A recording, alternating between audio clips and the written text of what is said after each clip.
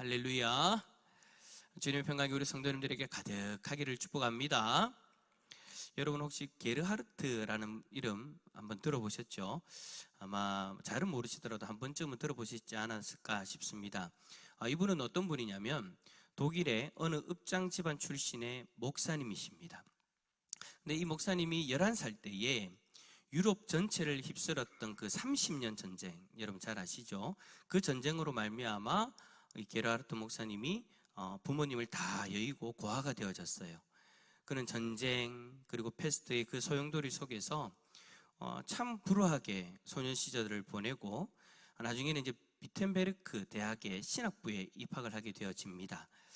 전쟁은 이제 끝이 다 났지만 사회는 그 전쟁으로 인해서 피폐해졌고 그분도 참 힘겹게 대학을 졸업했어요. 그런데 문제는 대학은 졸업했는데 일할 곳이 없는 거예요. 일할 기회가 없는 거예요. 그래서 가정교사라든지 하면서 간신히 생활을 지탱해냈죠. 이제 44살 때 처음으로 이제 시골의 조그만 교회에 이제 목회를 하게 되어집니다. 그러다가 수년이 지나고 나서 베를린의 큰 교회에서 이제 사역을 하게 되어졌는데 그때 영주의 그 종교 정책과 충돌해서 이제 쫓겨나게 되어져요. 이제 그때까지 참 많은 일들이 있었는데 좀 충격적인 일은 뭐냐? 5명의 아이들 중에서 4명의 아이들이 죽었어요. 병으로 죽게 되어졌어요. 끝내 아내마저 세상을 떠나게 되어지죠. 그때 나이가 62세. 이제 하나 남은 9살짜리 아들하고 이제 새로운 삶을 찾기 위해서 이제 전전긍긍하게 되어집니다. 자, 여러분, 이 게르하르트 목사님의 인생을 제가 짧게 여러분들이 중요한 부분만 딱딱딱딱 말씀을 드렸는데 여러분 이 분의 인생에 대해서 간단하게 살짝만 들었는데도 여러분 어떤 생각이 드십니까? 참 안 됐다. 어떻게 살았을까? 어릴 때 부모님 여의고 그리고 겨우겨우 대학교 졸업해서 이제 직장 생활을 해야 되는데 목회를 시작해야 되는데 목회를 할 곳이 없었고 이제 목회를 할 교회가 생겨가지고 작은 교회에서 열심히 해서 큰 교회로 또 옮겨가게 되어졌고 했는데 또 쫓겨나게 되어지고 그러는 동안 4명의 아이들이 죽고 사랑하는 아내마저 죽고 이제 9살 난 그 아들 하나 데리고 살아가는 거예요. 이분이 직업이 뭐라고요?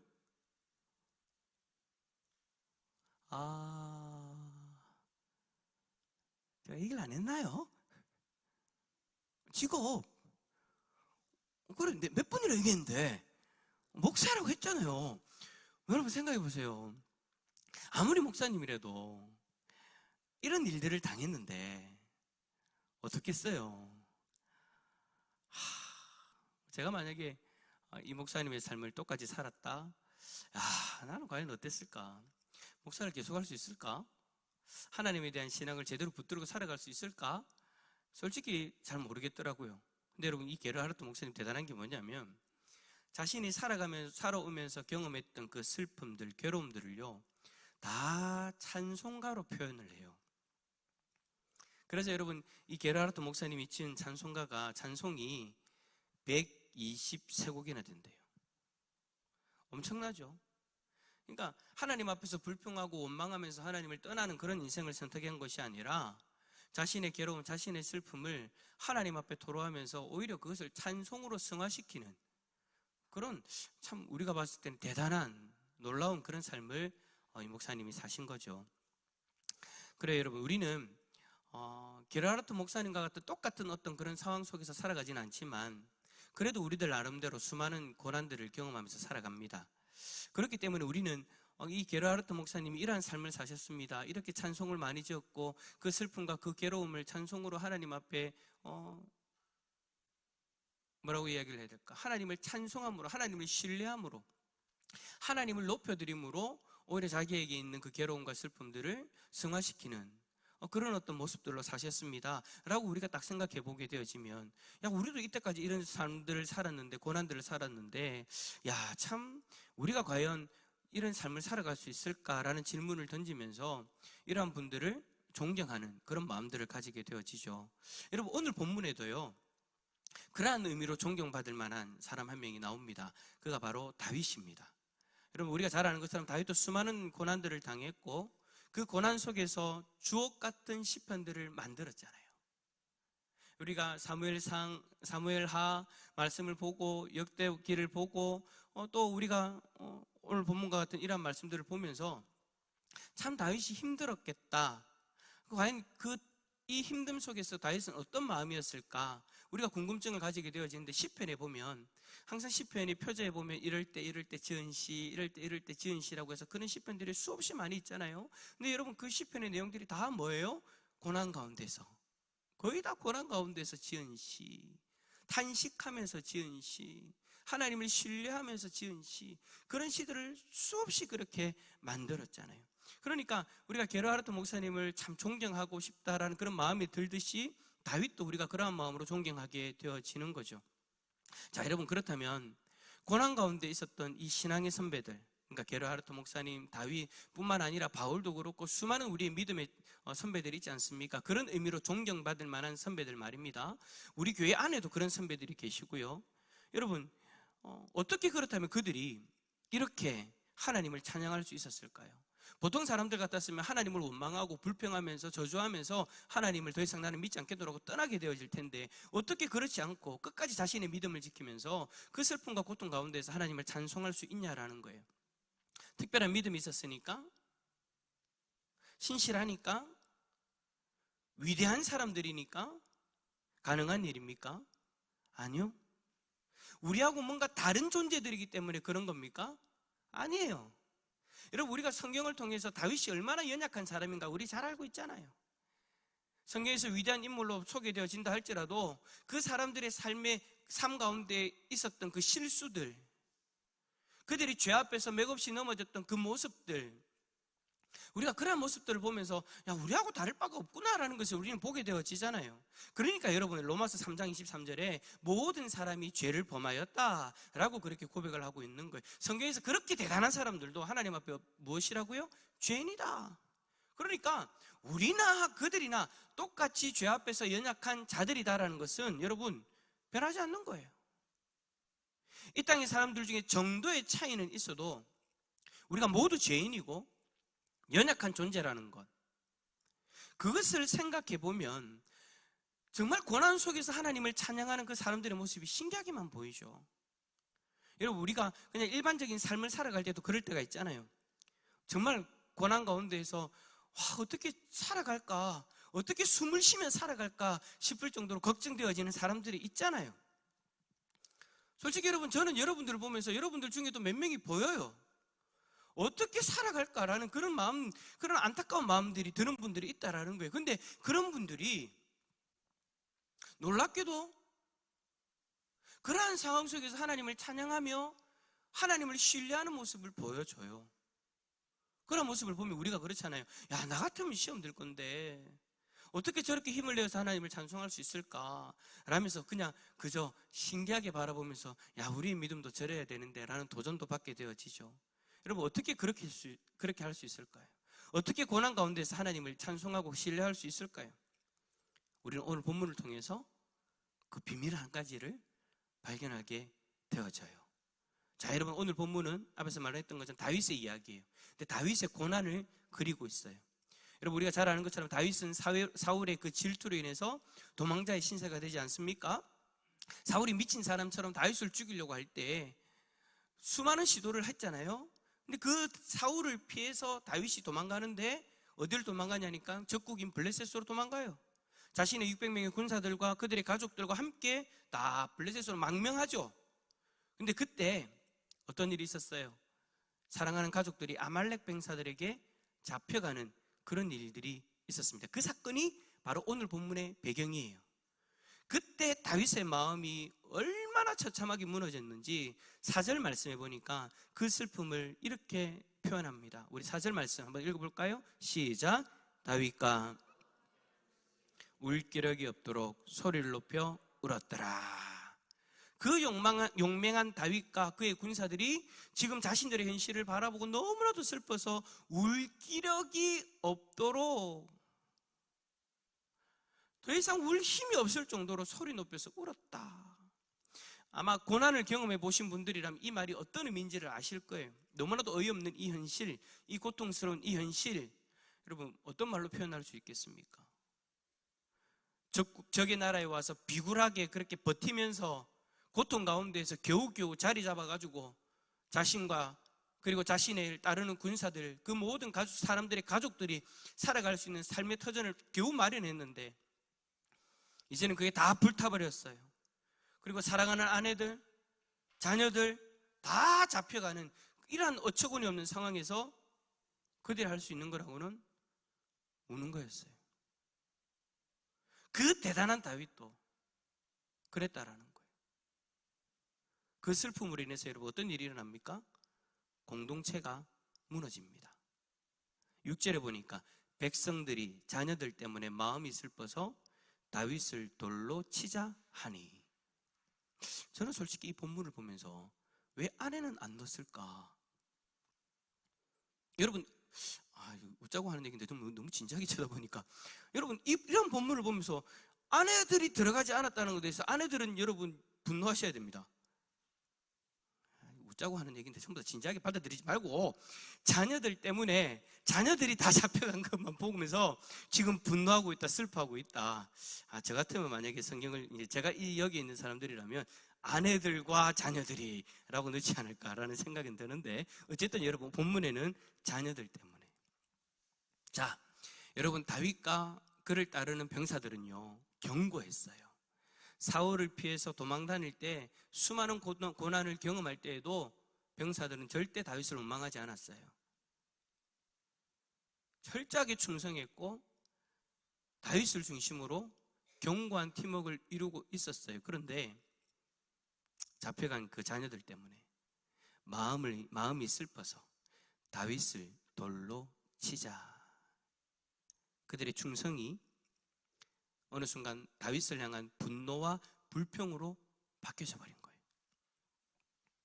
자신들이 지금 고통받는 것은 리더인 다윗 때문이다. 그래서 다윗을 용서할 수 없었던 거예요. 그도 그럴 것이 여러분 다윗이 아니었다면 여러분 이들이 이런 생고생을 할 필요가 없었던 거잖아요. 다윗이라는 리더를 따르고 그에게 모든 인생을 다 걸었기 때문에 지금 이 일을 경험하고 있는 거잖아요. 사울에게 쫓기는 것도 다윗과 함께라면 다 이겨낼 수 있었고 적의 나라에 망명하는 치욕도 다윗과 함께라면 다 괜찮았어요. 그런데 모든 고난을 다 이겨낼 수 있을 것 같았었는데 자신의 아내 그리고 자신의 자녀들 그들이 잡혀가니까 다윗으로 인해서 가졌던 그 소망이 한순간에 물거품이 되어져 버린 거예요. 그들의 그 소망은 더 이상 그들에게 힘을 주지 못했습니다. 모든 소망은 다 사라져버리고 더 이상 다윗과 함께 할 수 없게 되어진 거예요. 그래서 그들이 소망하며 의지했던 다윗을 죽이려고 하는, 근데 말로만 죽이겠다가 아니고 실제로 돌을 손에 들고 다윗에게 던지려고 하는 그 찰나, 그 모습을 보면서 여러분 제일 힘들었던 사람이 누굴까요? 저는 다윗이라고 생각되어져요. 얼마나 미안할까요? 얼마나 그 책임감이 여러분 다윗을 짓눌렀을까요? 다윗도 여러분 지금 자신의 두 아내가 잡혀갔거든요. 근데 여러분 그것보다 더 큰 고통은 자기에게 모든 것을 다 걸고 따라왔던 이들이 자기에게 돌을 들고 있다는 것. 함께 미래의 소망을 나누었던 사람들이, 그래서 그 소망을 바라보고 온갖 고통들을 다 경험하면서 같이 지내온 그 사람들이, 가족들보다 더 가까웠던, 더 소중했던 그들이 이제는 자신을 죽이겠노라고 돌을 들고 달려듭니다. 다윗의 마음은 무너지고 더 이상 일어날 힘도 없는 그런 상황이 되어져 버린 거예요. 그래서 여러분 6절에 보니까 다윗이 크게 다급하였으나 라고 그렇게 표현을 하고 있죠. 무슨 말이냐면 이제 죽음의 문턱 앞에 서게 되어지는 그러한 상황이었다라는 거예요. 여러분은 이 다윗의 이 고난에 대한 이야기들을 들으면서 어떤 마음이 드십니까? 어떤 분은 그럴 수 있어요. 나의 이야기인데, 지금 소망 없는 내 인생의 이야기인데, 지금 고난 때문에 모든 소망이 사라져버린 나의 이야기인데, 아니면 나의 가족의 이야기이고 나의 이웃의 이야기인데 라는 생각들이 들기도 하죠. 우리는 이 땅의 인생을 걸어가면서 다윗과 그의 병사들이 당했던 고난의 모습은 좀 달라도 그들이 그 고난으로 인해 경험했던 그 마음과 처지를 똑같이 우리는 경험하며 살아가게 됩니다. 그래서 어떤 이들은 울 기력이 없도록 소리를 높여 울기도 해보고요. 이렇다 여러분, 우리의 인생은 고난의 연속이에요. 그래서 세상은 이 고난의 문제를 어떻게 하면 해결할까? 라는 강구책으로 종교를 만듭니다. 신을 세웁니다. 그러면서 실존하지도 않는 그 실체가 없는 신에게 자신의 모든 것들을 걸고 자신의 문제를 해결해 달라고 빌죠. 뿐만 아니라 현대인 문화는 향락주의로 고난을 회피하라고 주장합니다. 맞서지 말라는 거예요. 세상의 향락에 빠져서 잊어라, 피해라, 도망가라 라고 그렇게 이야기를 하기도 합니다. 근데 여러분, 이 방법이든 저 방법이든 아무리 아우성 치고 머리를 싸매고 연구해도 문제는 그 고난의 문제를 해결할 수 없다라는 게 더 큰 문제죠. 자, 그렇다면 여러분, 우리가 아무리 노력해도 해결할 수 없는 이 고난, 다윗은 어떻게 이 고난을 해결하고 이겨냈을까요? 믿음이 좋으니까요. 그냥 단순히 그냥 그렇게 이야기할 수 있는 걸까요? 그 고난을 이겨내기 위해 항상 신실하게 하나님 앞에 또 서 있었으니까 고난을 이겨낼 수 있었던 거 아닙니까? 라고 이야기할 수 있는데, 저는 여러분 그렇게 생각하지 않습니다. 여러분, 우리가 다윗을 딱 떠올렸을 때 본받고 싶은 게 뭐예요? 뭐 여러 가지를 이야기할 수 있는데, 저는 다윗은 항상 하나님의 주권을 인정했다라고 저는 생각되어져요. 그래서 역대상 29장 11절 이렇게 고백합니다. 여호와여, 위대하심과 권능과 영광과 승리와 위엄이 다 주께 속하였사오니 천지에 있는 것이 다 주의 것이로소이다. 여호와의 주권도 주께 속하였사오니 주는 높으사 만물의 머리이심이니이다. 다윗은 여러분 이렇게 고백할 정도로 하나님의 주권을 인정하고 언제나 하나님 앞에 물어보는 사람이었어요. 그래서 저는 여러분 솔직히 다윗을 생각할 때 좀 연약함이 있고 실수를 하고 죄를 짓기도 했지만, 그럼에도 불구하고 언제나 하나님의 뜻을 구하고 하나님이 인도하심, 하나님의 구원하심을 바라보면서 하나님 앞에 물어보는 삶, 그 삶을 살았다. 그리고 깨달아지면 회개하고 돌이켰다. 그 모습을 저는 정말 다윗을 통해서 발견하게 되어지고 존경하게 되어져요. 그런데 여러분, 그가 블레셋 땅에 망명하는 그때부터는요, 희한하게도 하나님 앞에 물어보는 다윗의 모습이 보이지 않습니다. 블레셋 땅에 들어가는 것을 결정할 때요, 27장 1절에 보면 이런 말씀이 있습니다. 27장 1절, 다윗이 그 마음에 생각하기를 내가 후일에는 사울의 손에 붙잡히리니 블레셋 사람들의 땅으로 피하여 들어가는 것이 좋으리로다. 자, 여러분, 블레셋 땅에 도망가는 것을 어떻게 결정했다라고 이야기합니까? 그 마음에 생각하기를. 자, 제가 개인적으로 다윗을 바라봤을 때 다윗을 존경하는 이유가 뭐라고 얘기했습니까? 하나님 앞에 물어봤다. 하나님의 주권을 인정하고 하나님 앞에 물어보면서 하나님이 원하시는 삶을 살아가기 위해서 노력했던 사람이에요. 그런데 어느 순간 그 마음에 생각하기에 좋은 것으로 결정해버리는 사람으로 바뀌어버렸다는 거예요. 이때부터 다윗은 하나님 뜻이 무엇인지는 상관없이 자신의 마음에 생각하기에 좋은 것을 따랐어요. 그래서 여러분 어떻게 했습니까? 아말렉 사람들을요, 다윗이 먼저 공격을 했어요. 여러분, 아말렉 사람들이 지금 다윗이 그들이 살고 있는 동네에 쳐들어온 것은 이유는요, 다윗이 먼저 그들을 건드렸기 때문에. 왜 다윗이 여러분 아말렉을 공격했습니까? 블레셋 왕의 마음을 얻기 위해서 뿐만 아닙니다. 다윗과 군사들은요, 블레셋이 이스라엘 백성들을 공격할 때에도 함께 공격하려고 전쟁에 나가려고 나갔던 사람들입니다. 하나님의 백성이 하나님의 백성을 공격하는 데에 이방 민족과 타협하고 칼을 들고 나간 거예요. 하나님의 뜻을 구하고 하나님이 기뻐하시는 삶을 살기 위해서 노력했던 다윗이 코너에 몰리니까 어느 순간 그 마음에 생각하기에 좋은 대로 행하는 사람으로 변질되어졌다라는 거죠. 그래서 그 대가로 지금 여러분 이 고통을 당하고 있었던 거예요. 그런데 그런 영적 상태임에도 불구하고 이 큰 고난 앞에서 무너지지 않고 이 고난을 다윗이 결국에는 이기게 되어지는데, 무엇이 그로 하여금 그 고난을 이겨내게 했는가? 이게 여러분 중요한 거겠죠. 자, 우리 6절 말씀 한번 크게 한번 읽어봅시다. 6절입니다. 시작. 백성들이 자녀들 때문에 마음이 슬퍼서 다윗을 돌로 치자 하니 다윗이 크게 다급하였으나 그의 하나님 여호와를 힘입고 용기를 얻었더라. 아멘. 다윗은 여러분 이 엄청난 고통과 환난으로 인하여서 그 고통 속에서 넘어지지 않아요. 용기를 얻었다. 여러분, 용기를 얻었다는 말은 스스로 용기를 낼 수 있는 상태가 되어졌다라는 거예요.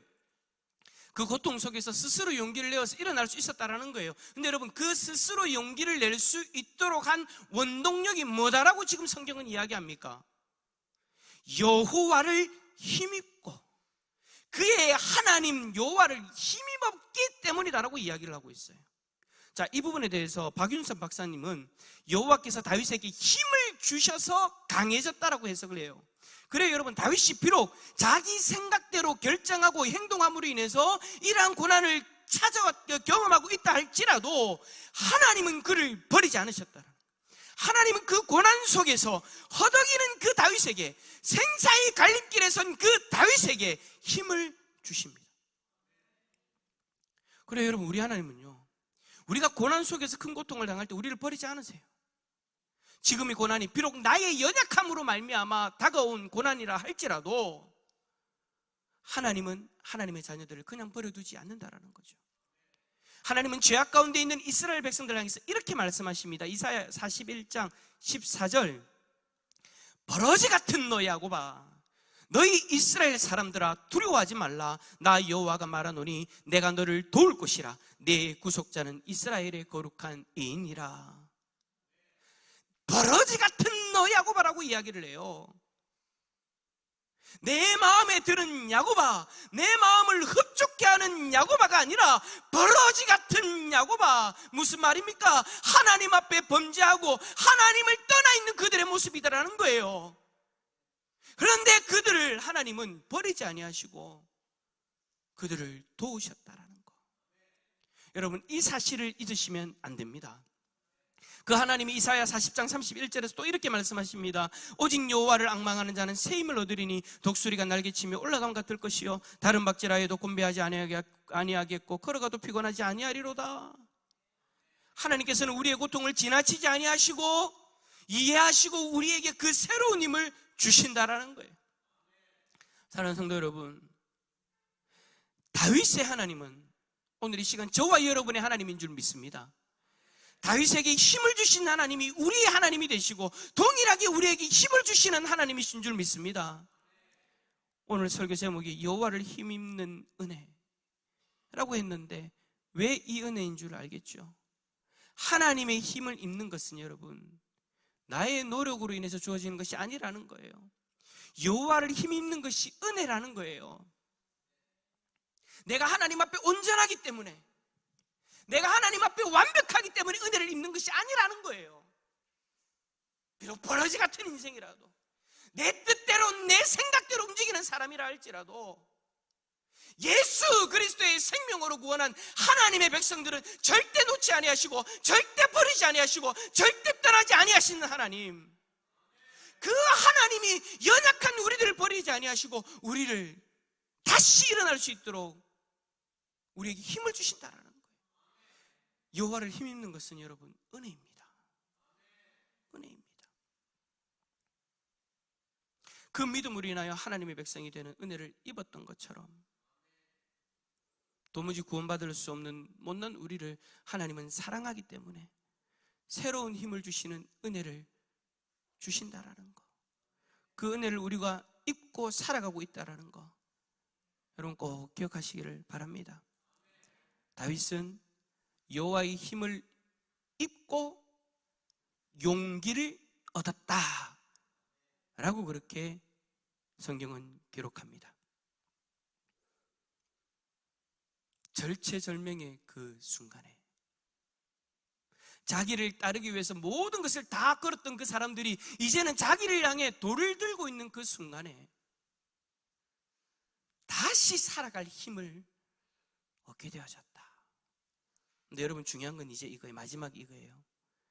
그럼 그 용기를 얻게 되어졌을 때 다윗은 무엇을 하였는가? 오늘 우리가 읽은 본문 다음 절인 7절과 8절에 보면은요, 다윗은 용기를 얻고 나서 뭘 했다라고 기록하는지 아십니까? 하나님의 뜻을 물어봤답니다. 할렐루야. 하나님의 뜻을 항상 물어봤던 다윗이 고뇌에 몰리니까 어느 순간 하나님의 뜻을 물어보지 않고 자기의 생각대로 움직였던 그러한 존재로 변했는데, 이제 다시금 하나님으로부터 힘을 얻어서 용기를 내어 하나님의 뜻을 물어보는 자리로 나아갔다라는 거예요. 사랑하는 성도 여러분, 하나님은 고난으로 주저앉아 있는 우리에게 힘을 주시는 분이십니다. 그 힘으로 인하여 우리는 용기를 내어 하나님 앞으로 나아가야 됩니다. 내 힘으로 용기를 내어 하나님 앞에 나아가는 것이 아니더라는 거예요. 하나님이 주시는 힘으로 용기를 내어서 하나님 앞에 나아가서 기도를 하고 하나님의 말씀을 읽고 하나님의 뜻을 발견하게 되어지는 거죠. 하나님이 힘을 주셔서 생긴 그 용기는 여러분, 결국에는 하나님 앞에 나올 수 있도록 하나님이 인도하시는 용기들라는 거예요. 근데 문제는 뭐냐? 많은 사람들이 고난 가운데에서 하나님 앞에 은혜를 입고 하나님을 힘입어서 용기를 내는 데까지 가는데, 그 은혜를 입고 있는데 그 용기를 다른 곳에 쏟아버리더라는 거예요. 예를 들면 이거죠. 오늘 이 자리 오기까지 참 힘들었죠. 기도하러 오는 이 자리까지 참 많은 유혹들이 있었고 많은 어려움들이 있었고 많은 고통들이 있었기 때문에 내가 오늘 기도하는 자리로 나아가는 것조차 힘들었을 수도 있었을 거예요.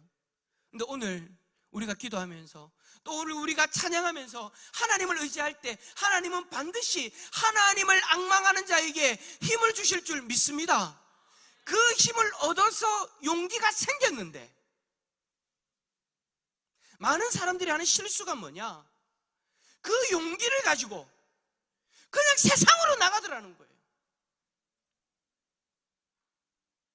하나님 앞에 물어보지 않고 자기의 생각대로 행하면서 이 고난이 다가왔는데, 이제 힘을 얻어서 용기를 내어 다윗처럼 하나님의 뜻을 물어보러 나아가는 자리로 나아가는 것이 아니라 또다시 하나님의 뜻은 상관없이 자기의 생각대로 옳은 대로 세상을 향해 나아가더라는 거예요. 여러분, 하나님이 용기를 주시는 것은요, 그러라고 용기를 주시는 것이 아니에요.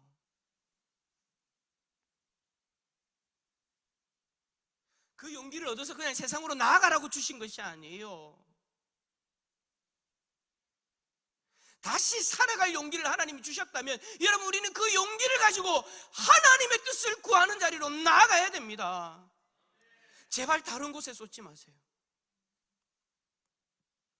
하나님이 주신 힘으로 더 말씀 보고, 하나님이 주신 용기로 더 예배 자리로 나아가고, 하나님의 뜻을 구하고 하나님의 뜻을 바라보고 하나님의 뜻을 알게 되어졌을 때 그때 움직이십시오. 그러라고 하나님이 용기를 주시는 겁니다. 참 너무 안타까워요. 그러라고 용기를 주셨는데, 힘을 여호와의 하나님 여호와 하나님을 힘있게 하시고 용기를 주셨는데 또다시 자기의 생각대로 세상을 향해 나아간다면 하나님이 주신 그 용기가 무슨 소용이 있겠습니까? 사랑하는 성도 여러분, 하나님의 힘을 입는 은혜가 여러분에게 있기를 축복합니다. 그 은혜로 인하여 용기를 내어 하나님 앞에 나아가서 지금의 고난을 이겨낼 수 있는 하나님의 뜻을 구하고 지금의 상황에서 내가 무엇을 결정하고 어떤 자리로 나가야 될지 하나님의 뜻을 바라보고 그 뜻에 순종하는 삶을 선택할 수 있기를 예수 그리스도 이름으로 축원합니다. 축원합니다.